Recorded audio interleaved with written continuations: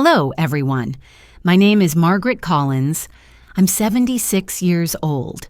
I want to share a secret that I've never dared to tell anyone for decades. Every Christmas, my husband would disappear for exactly 3 hours. He always said he had to meet an important client, but strangely, the gifts I had prepared for the family would vanish one by one. For years, I kept fooling myself into believing his explanations, until one Christmas Eve, I decided to follow him. And what I saw in the trunk of his car and behind the doors of that brightly lit mansion changed my life forever. And by the way, if you're watching this video, hit the like button and subscribe. I want to see just how far my story can go. Don't forget to drop a comment telling me where you're tuning in from. I'm really curious. I'm Margaret Collins, but most people call me Maggie.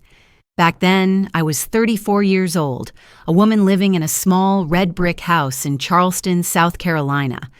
I didn't have a remarkable career. I wasn't famous, and I didn't own anything that would make others envious.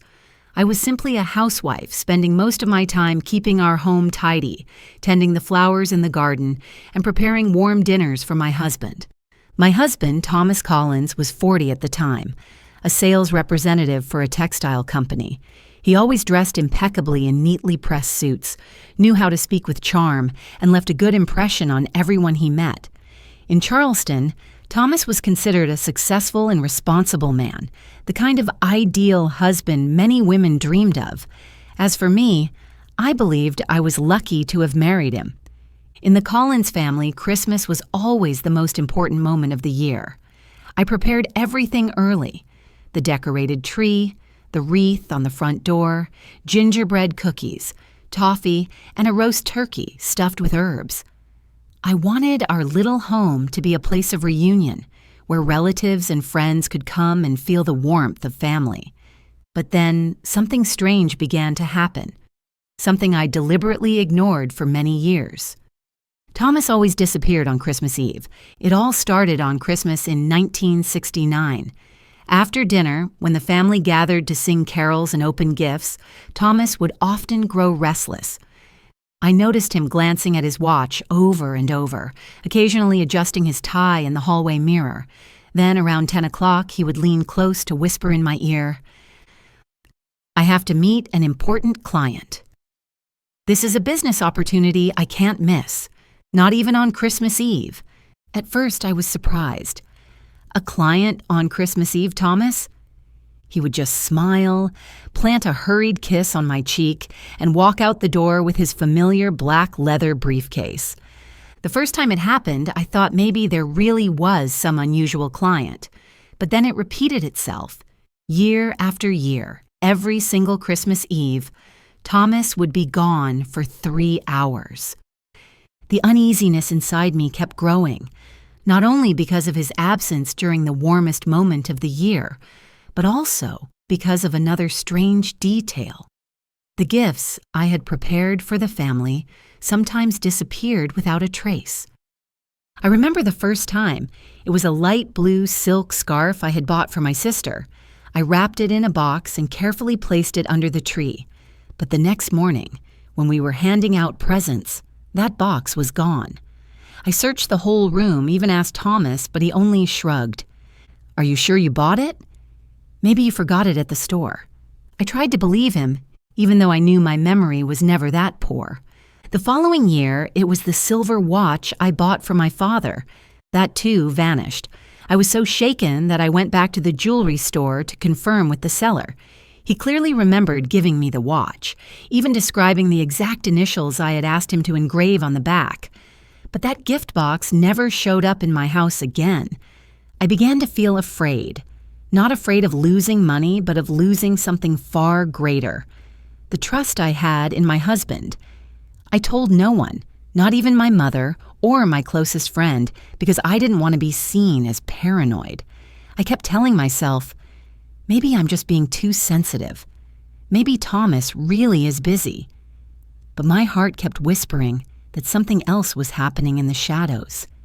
And like a tiny crack in a wall, over the years, that doubt kept spreading.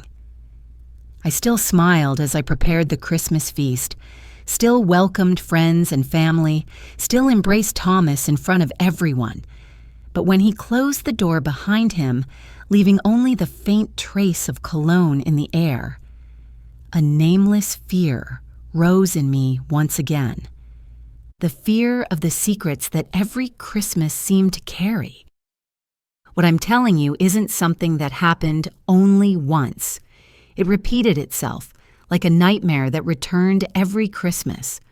For 3 years in a row, after every Christmas party, while laughter still echoed through the living room, while the scent of roasted turkey still lingered somewhere in the kitchen, one gift I had prepared with all my love would mysteriously disappear. The first year, it was the pale blue silk scarf for my sister. I remember standing in the fabric store that afternoon, picking up and putting down bolts of cloth again and again, before finally choosing that soft shade of blue, gentle just like her nature. I even wrapped it carefully in silver patterned paper and tied it with a ribbon. Yet the next morning, when everyone gathered around the tree to exchange gifts, that box had vanished without a trace. The following year, it was the silver watch whose case I had had engraved with my father's initials.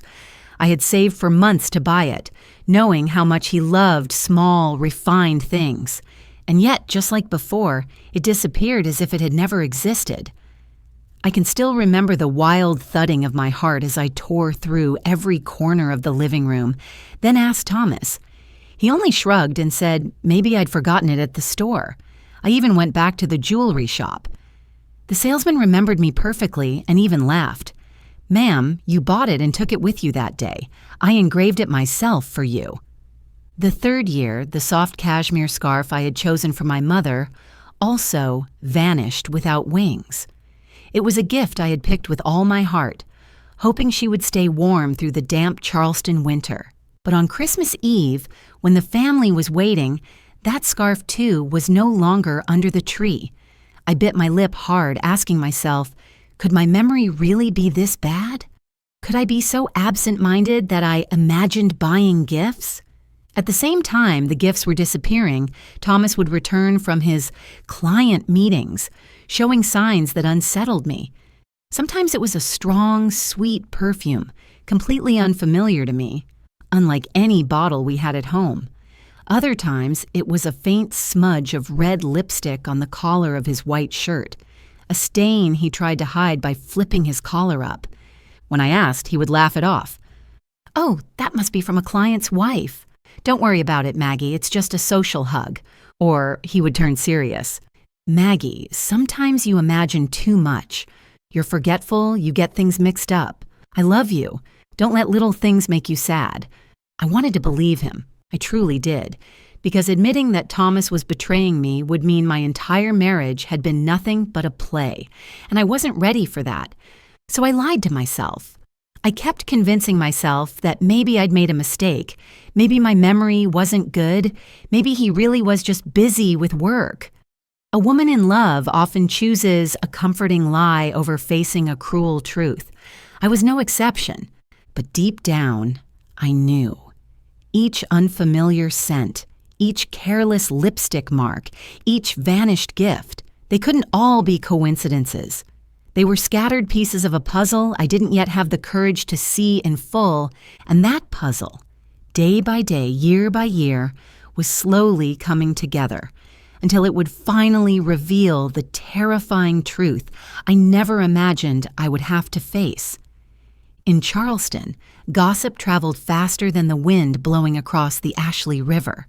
People could smile politely at each other on the street, but behind closed doors, every small detail became fodder for whispers. I had never paid much attention to that, until the day my husband's name, Thomas Collins, became tied to rumors I did not want to hear. The first person to bring the news wasn't a stranger. It was Linda, my childhood friend. We had grown up together, shared the secrets of girlhood, and even after I married, Linda remained the person I trusted most. That day, after the church service, Linda pulled me aside, her voice hesitant. "Maggie, there's something I want to tell you, but I don't know if I should." I smiled to reassure her. "Linda, you know me better than anyone. Just say it." Linda bit her lip, then lowered her voice. "Last week, I saw Thomas at Westfield Restaurant with a young woman. She looked very close to him. They weren't just having lunch, Maggie. They were laughing, talking like a couple in love." I felt my heart jolt with a painful throb. My hand tightened around the strap of my handbag to keep steady. "It was probably just a client, Linda." "That's his work." Linda looked at me with eyes full of pity. "I hope so, but I thought you should know." That evening I sat waiting for Thomas to come home. He walked into the house as usual, his suit pressed, the scent of expensive cologne trailing after him. I pretended to be cheerful as I served dinner, but I noticed every small gesture of his. When he set his briefcase down on the chair, I took a deep breath and asked directly, "Thomas, who were you having lunch with at Westfield the other day?" He froze for just a fraction of a second, then gave a thin laugh. "Ah, you must mean Emily, the daughter of a major client. She's helping her father manage the business. We just met to discuss a contract. Strictly business, Maggie. You know me." His voice was calm, confident, so much so that once upon a time I might have believed him. But this time, something inside me sounded an alarm. I looked him straight in the eyes. "Then why didn't you tell me from the start?" Thomas shrugged, pouring himself a glass of wine before replying, "Because I know how you worry. I didn't want you overthinking. What's so strange about meeting a female client? Don't tire yourself out with nonsense." Those words, instead of soothing me, left my heart trembling. Since when had there been such distance between us? Since when did I have to listen to evasions instead of the honest truth? That night, after Thomas had fallen fast asleep, I lay staring at the ceiling. One by one, the images came back. The silk scarf, the silver watch, the cashmere shawl, all gone.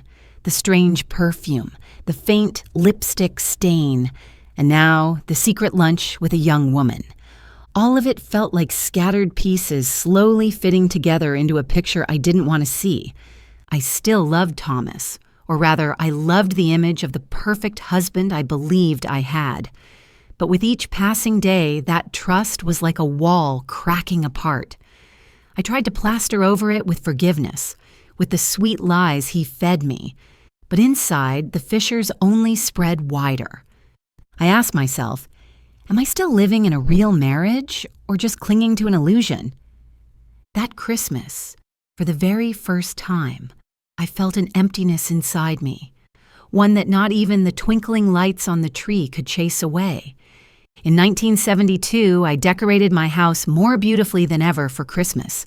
The tree reached all the way to the ceiling, draped with silver tinsel and red ornaments, crowned on top by the golden star I had kept since childhood.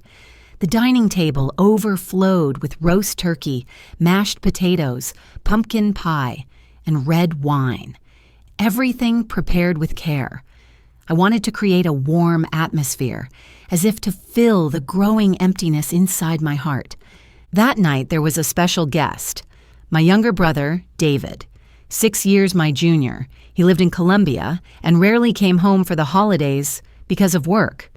When David appeared at the door with a bright smile and a hastily wrapped scarf around his neck, my heart felt lighter.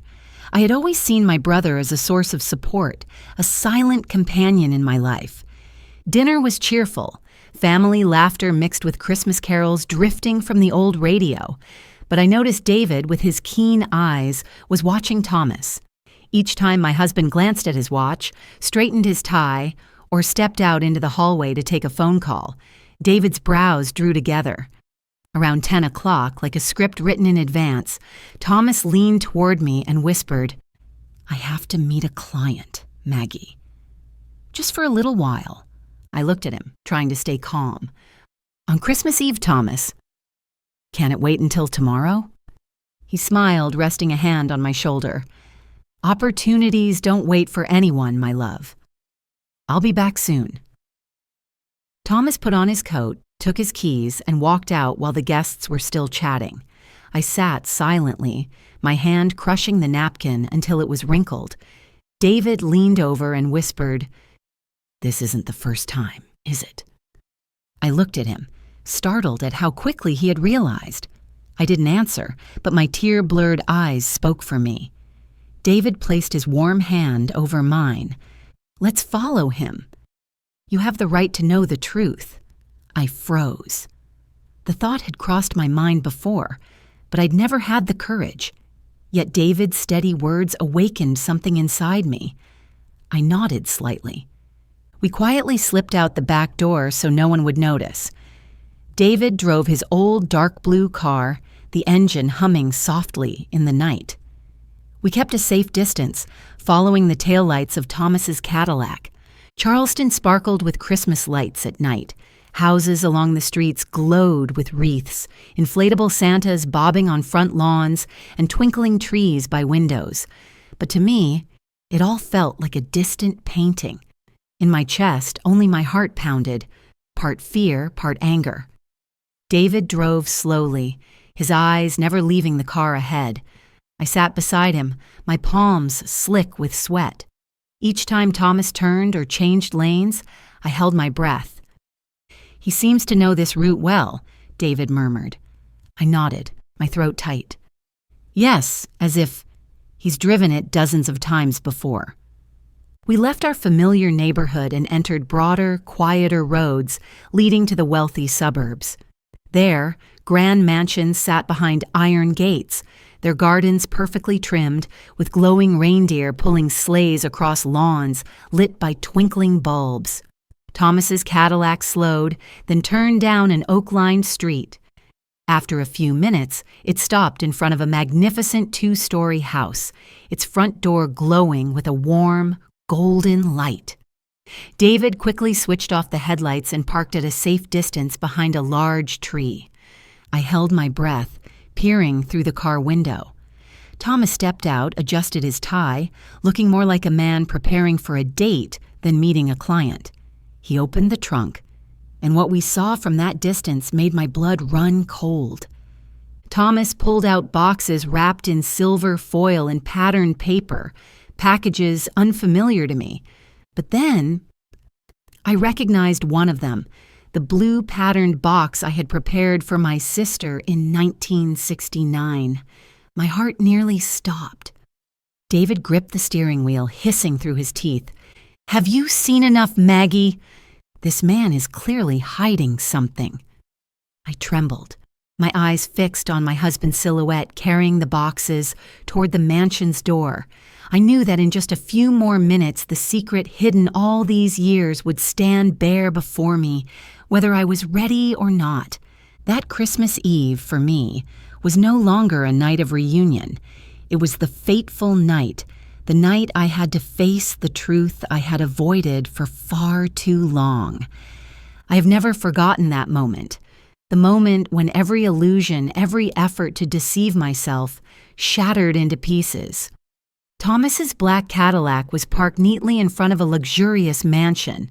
It was the kind of house I had only ever seen in magazines, a steep European-style roof, a wide balcony, a front garden glowing with Christmas lights, and behind a large window a towering Christmas tree sparkling with ornaments. Everything radiated wealth and power, a world completely different from the modest home my husband and I shared. David cut the engine and turned off the headlights. Our car was hidden behind an ancient oak tree. I sat frozen, my heart pounding as if it would burst, my eyes locked on my husband's silhouette. Thomas stepped out, calm as if he knew this place well. He straightened his tie, smoothed his jacket, and then opened the trunk. The glow of a yellow light spilled out, revealing a sight that made my body go cold. The gifts. Not unfamiliar ones, but the very gifts that had vanished from my home over the past 3 years. The silver blue patterned box, the silk scarf I'd bought for my sister, the small square box with the gold ribbon, the silver watch I had set aside for my father, and the soft green-wrapped package, the cashmere scarf I had chosen for my mother, all of them, all in Thomas's hands. My throat tightened as if an invisible hand were choking me. Beside me, David muttered, his voice thick with anger. "You see now, Maggie? He stole them from you." But that wasn't all. From the trunk, Thomas took out a tiny green velvet box. I recognized it instantly, the very box I had found weeks earlier in his coat pocket. At the time, Thomas had laughed, saying it was a Christmas surprise for you, wait until Christmas Eve. I had scolded myself for doubting him. I had believed him, and now I saw him carrying that very box into another house. I trembled, feeling as though the blood was draining from my body. David placed a hand on my shoulder, but I no longer had the strength to cry. The mansion's door swung open, warm golden light spilled out, and a woman appeared, Isabella. Later, I would learn her name. At that moment, all I saw was a youthful face, about 28, with glossy black hair cascading over her shoulders, wearing a striking red dress. She smiled warmly, extending her hands to take the gifts Thomas was carrying. From inside, a child's laughter rang out. I leaned closer, peering through the window. A little girl, about 7, dashed forward, soft black hair, bright brown eyes, and, oh my God, that face. She looked exactly like Thomas. My whole body went rigid. A part of me still wanted to deny it, but I couldn't. That child carried my husband's blood. While I had been enduring empty Christmases, swallowing tears as family gifts disappeared, Thomas had another home, a second family he had never mentioned. We sat in the darkness, watching the scene unfold like a cruel play. Thomas handed the gifts to Isabella one by one. She opened the box, lifted the silk scarf, wrapped it around her neck, and smiled radiantly. She placed the silver watch on the table, leaned down to kiss Thomas's cheek in gratitude. The little girl hugged the cashmere scarf to her chest, skipping around the living room. And then Thomas dropped to one knee, opening the green velvet box. Inside, a pearl pendant gleamed under the lights. Isabella covered her mouth, her eyes shining with emotion. Thomas carefully clasped the necklace around her neck, admiring her like a proud man. The next moment was like a knife thrust, straight into my heart. They embraced, then they kissed. Not a polite kiss, but a deep, lingering, passionate one. The kiss of two people in love, sharing a life I had never known existed. Outside, in Charleston's freezing night, I sat motionless, my eyes dry. No tears came. The pain was too great beyond the limits of crying. I felt as though I had been torn in two. One part the wife who had sacrificed 15 years of youth for her husband, the other a reluctant spectator to raw betrayal. David gripped my hand tightly, whispering, "Maggie, enough? We've seen everything." But I couldn't tear my eyes away from that door flooded with light, because I knew from this moment on, my life would never be the same again. I don't remember how I stepped out of the car. All I knew was that my legs trembled, yet moved with determination, each step landing on the brick path, glowing with Christmas lights. David followed behind me, but I motioned for him to stop. This was my battle to fight, and I had to face it on my own. I crossed the lawn, the blinking reindeer lights mocking me, and stopped in front of the white-painted wooden door of the mansion. Taking a deep breath, I rang the bell. Within seconds, the door swung open. Thomas appeared, a wine glass still in his hand. His eyes widened in shock when he saw me standing there. His entire body froze, his face drained of color, his lips moving soundlessly. I looked straight into his eyes, my voice calm, almost icy. "I am Thomas Collins's wife." The air seemed to freeze. Behind him, Isabella stepped forward. She was young, her black hair flowing loosely over her shoulders, the pearl necklace still shimmering at her throat. When she heard my words, she froze, her face shifting from surprise to disbelief. "Wife?" "He told me he was a widower," Isabella stammered, her eyes darting toward Thomas. I let out a bitter laugh, a sound I didn't even know I was capable of. A widower? I'm standing right here, flesh and blood. He spun a perfect story to deceive both of us. Isabella's face turned pale. Her hand flew to the pearls at her neck. Then, with a sharp motion, she ripped the necklace off and hurled it to the floor. "Thomas, all these years, you lied to me," she cried, her voice shaking with rage and humiliation. At that moment, the little girl ran out, her wide eyes full of innocence as she looked around at the scene. She clutched her mother's hand and asked softly, "Mommy, who is that?" My heart twisted when the child's gaze, those same eyes that mirrored Thomas's, met mine. I couldn't blame her. She was innocent, but her very existence was the most painful proof of the betrayal I had endured for 15 years. Isabella bent down, pulling her daughter into her arms, comforting her while glaring at Thomas with burning fury. "Get out of my house. I won't have a liar under my roof for one more second." Thomas panicked, raising a hand as if to plead. "Isabella, please, let me explain. I love you. I just wanted both sides to be happy." "Enough," Isabella screamed, tears streaming down her cheeks. "You lied to me. You lied to your wife. Everything was a lie." I stood silently, watching. In that moment, Isabella and I, two women who had seemed like rivals, suddenly understood a bitter truth. We were both victims of the same man. Thomas turned to me, his voice trembling. "Maggie, I can explain." I lifted my head high, feeling a strength rise from deep within me. My voice rang out, steady and cold, not angry, not shaken, but resolute. "There's no need to explain. Our 15-year marriage ends this very moment. To me, Thomas, you died tonight." With that, I turned away. The Christmas lights cast long, wavering shadows of my figure across the path, but my steps were firm. Behind me, I heard Thomas calling my name, Isabella's sobs and the child's cries. But I did not look back, because I knew that leaving that house was not just leaving a marriage.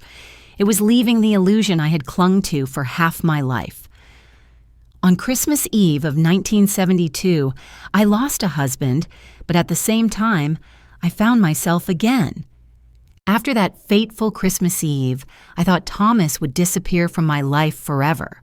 But no, just a few days later, he came back, looking more worn than before, yet with the same familiar arrogance still glinting in his eyes. He stood outside my door, knocking relentlessly, his voice pleading, "Maggie, let me in. I was wrong, but I'll fix it. We've had 15 years together. Are you really going to throw it all away?" Through the glass pane, I looked at the man I had once loved with all my heart. Now nothing but deceit. I opened the door, my voice cold as steel. "Thomas, you have no place here anymore. Our marriage is over." He reached out, trying to grab my hand, but I pulled back. "You can't just throw me out, Maggie. This is my home, too." I clenched my fists, steadying my trembling voice. "This house was bought with my parents' inheritance, under my name. You've only been living off me. Leave now, before I call the police." Thomas's eyes faltered for a brief moment, then he turned away, his shoulders heavy. I shut the door, leaning against the wooden frame, breathing deeply. That wasn't just sending him away. It was the final end. In the days that followed, I began packing up his belongings. In the basement office, always locked under the excuse of company documents, I discovered a safe hidden behind a framed painting. I knew the code, our wedding date. How bitter that he used our sacred day to guard his secrets. Inside was a mountain of papers, contracts, invoices, ledgers. My hands shook as I turned each page, soon realizing a horrifying truth. Thomas had been committing financial fraud for years, inflating contracts, embezzling commissions, and worst of all, he had forged my signature on several loan and guarantee documents. I sat in silence, as though doused with ice water. Not only had he betrayed my love, but he had also exploited me as a tool to cover his crimes. Tears fell, but this time not from heartbreak, only rage. I knew I couldn't stay silent. If I didn't act, I would remain a victim for life. Carefully, I copied all the documents, sorting them into 3 files: corporate fraud, tax evasion, and forgery.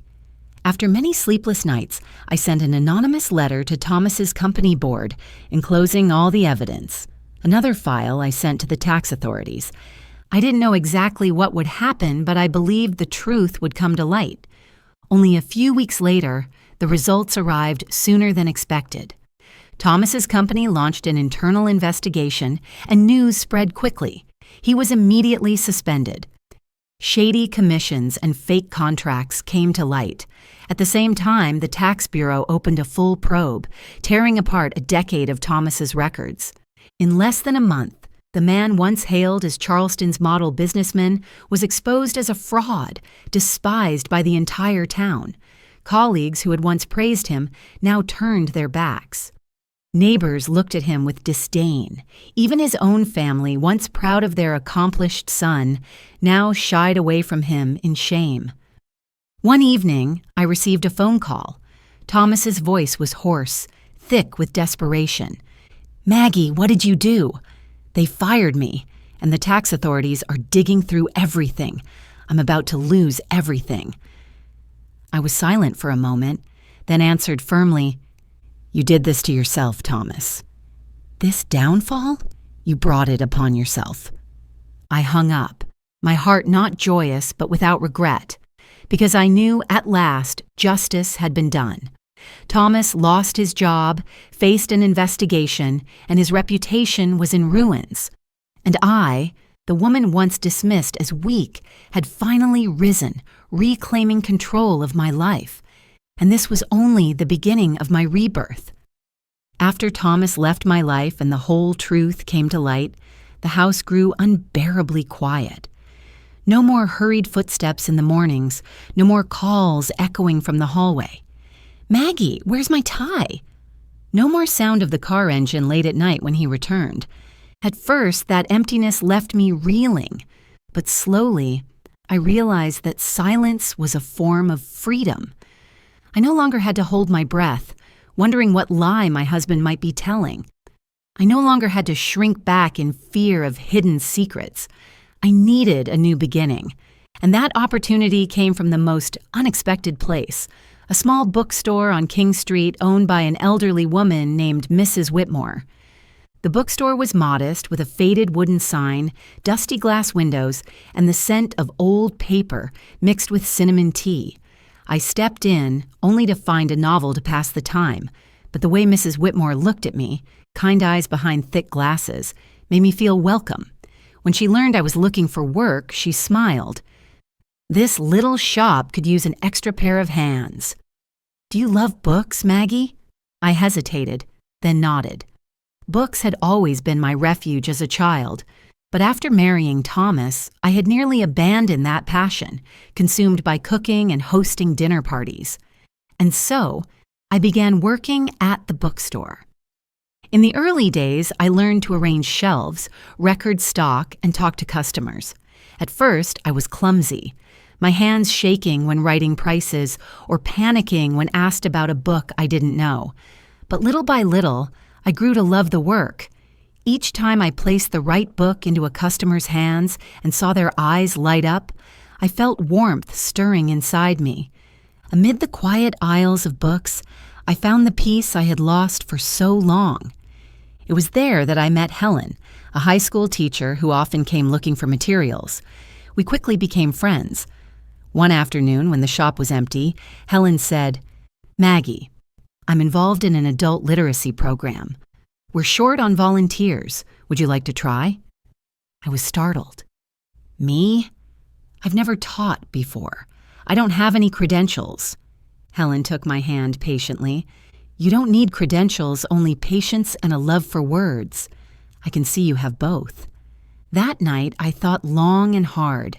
In all the years I lived with Thomas, I had never imagined myself teaching anyone. I always believed I was small, with nothing to give. But Helen planted a different idea in me. Maybe I still had something of value. The following week, I stepped into a small classroom in the church basement. There, I met men and women from 30 to 60 years old, hands roughened by labor, eyes full of hope. They wanted to learn to read and write, something I had always taken for granted. My first lesson was nothing more than the alphabet. My hands shook as I wrote the letters on the board, afraid my voice would tremble, afraid they wouldn't understand. But then, when a woman in her 50s wrote her name for the first time and smiled radiantly, a wave of joy surged through me. In that moment, I knew I had found my true passion: teaching. By day, I worked in the bookstore, surrounded by endless stories.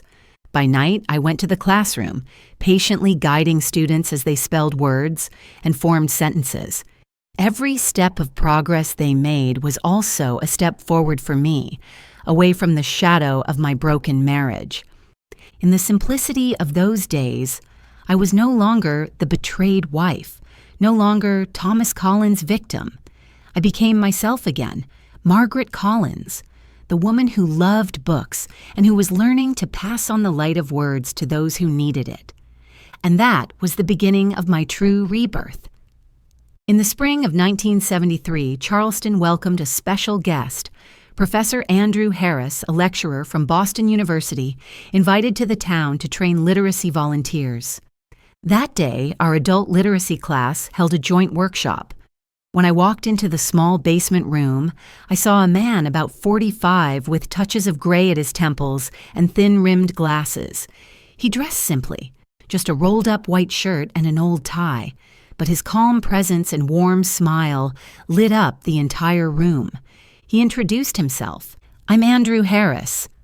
I believe every letter holds the power to change a destiny, and our mission is to give that power to those who yearn for it." I sat still, my heart stirred.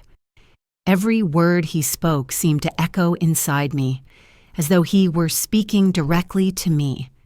During the break, Andrew went around, speaking with each person. When he reached me, he asked, "Your name?" "Margaret Collins, but people call me Maggie." "Maggie," he smiled, his eyes gentle. "I noticed the way you guide your students. It's so natural. You have a gift for teaching. Have you ever thought about going back to school?" I froze, then laughed awkwardly. I've missed my chance. At my age, how could I return to school? Andrew looked at me seriously. Age is never a barrier. The only thing holding you back is self-doubt. You have the qualities of a teacher. Don't let them go to waste. That night, I lay awake, unable to sleep. His words were like seeds planted in my heart. I remembered my teenage diary, where I once wrote about my dream of becoming a teacher. That dream I had buried after marrying Thomas, convinced my life would revolve only around kitchens and dinner parties.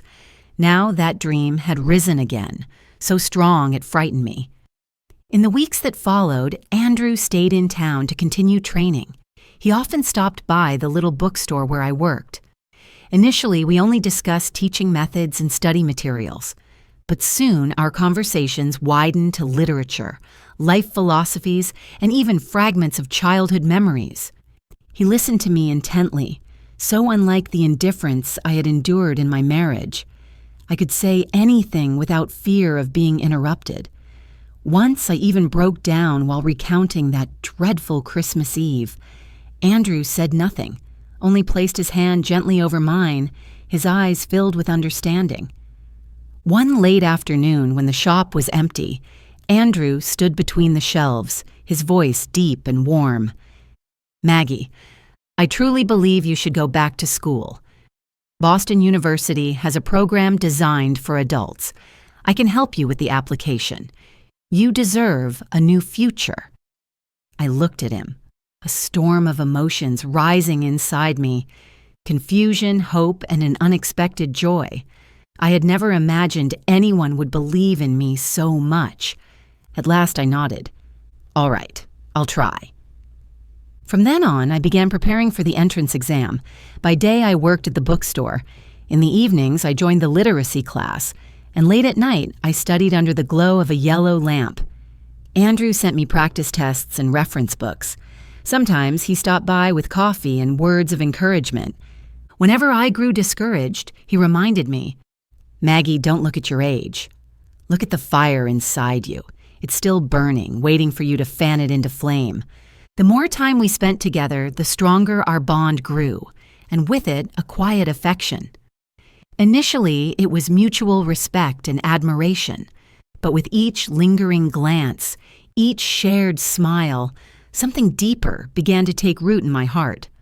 One evening, after reviewing my assignments, Andrew paused and looked at me for a long time.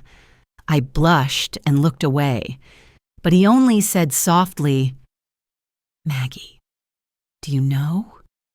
I see an extraordinary strength in you, and I also feel something more than admiration." My heart clenched, fearful yet trembling with a new thrill. I wasn't ready to love again, but I couldn't deny that my heart had begun to open because of this man. A new door had opened, not only the door to knowledge, but also to trust and to love. The years that followed passed like a dream I had never dared to imagine. I, the woman once fearful and small in the darkness of marriage, now wore an entirely different life upon my shoulders. After months of diligent study under Andrew's devoted guidance, I was admitted into the adult program at Boston University. At first, I stumbled like a child lost in a maze, but gradually, I found my own rhythm. I studied hard, night after night, bent over stacks of books, and slowly, those small victories stitched themselves together into a bigger picture. I regained my confidence, and more importantly, I rediscovered my true worth. In 1977, at the age of 39, I officially held in my hands a diploma in education.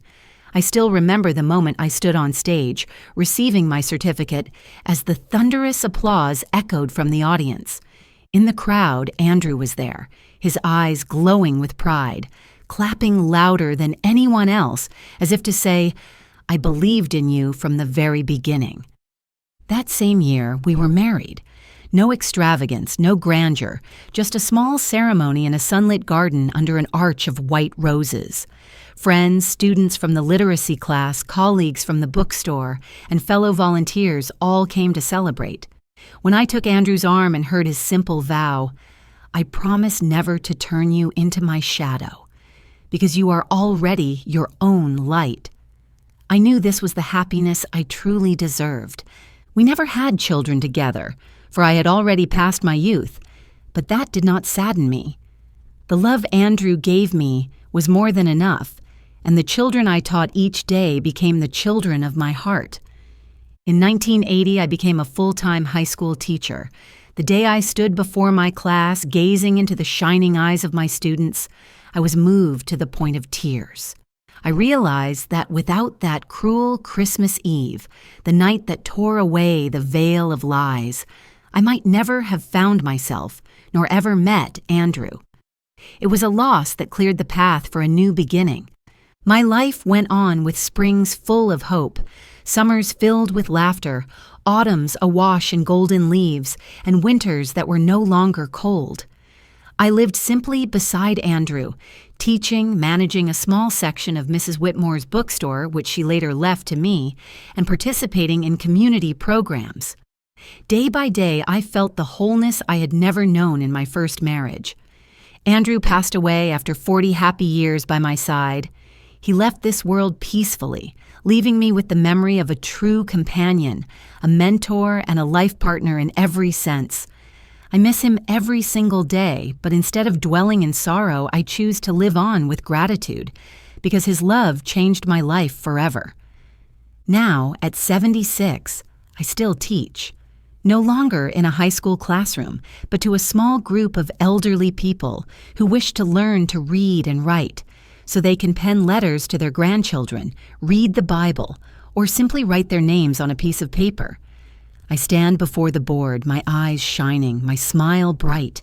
In their eyes, I see myself from years ago, a woman searching for her voice, reclaiming her worth. When an elderly lady trembles as she writes her very first letter, I gently place my hand on her shoulder and whisper, "From ashes, the most radiant flowers can still bloom." Those words are not only for my students, but also the message I want to leave behind for life itself, that pain is not a period but a comma, so we may continue writing a new chapter. I, Margaret Maggie Collins, the woman who once lost everything on a cold Christmas night, now stands here with a heart full of love and eyes brimming with light, and I know my life is no longer defined by betrayal, but by rebirth.